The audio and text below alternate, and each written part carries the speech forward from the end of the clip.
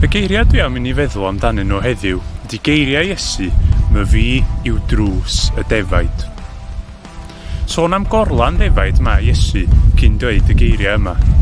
Corlanna oedden nhw efo waliau cerig, ac illa na fydda gennyn nhw giat i gael gorlan. Ond yn ytrach bod na fynedfa gul yn cael ei gwarchod gan fugail neu ryw geidwad. Ac mae gwarchod yn rôl bwysig wrth gwrs, oherwydd mae llond corlan o ddefaid yn ddeniadol iawn i ladron o bob math, yn anifeiliaid ac yn bobl. Ond mwyn cael y defaid i mewn i'r gorlan felly, mae'n rhaid iddyn nhw gael ei derbyn i mewn gan y ceidwad yma trwy'r drws.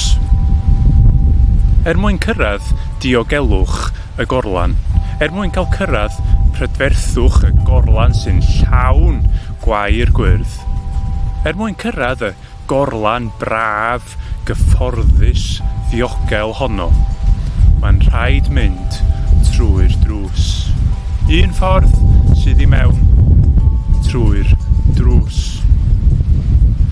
Ond nid gwers ymarferol i ffermwyr sydd gan Iesu fan hyn pan mae o'n dweud, my fi yw drws y defaid.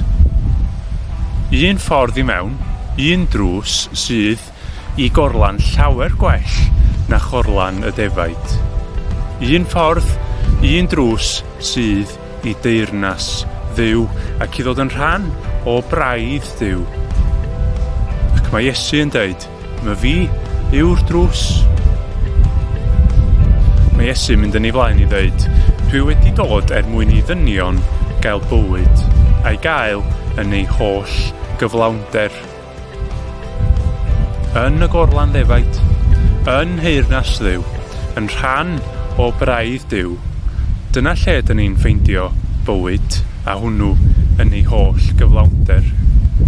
Ac Iesu ydy'r drws, a'r bugail da, ac mi fydd gan Twm rhywfaint i ddeud am hynny wrthych chi fori.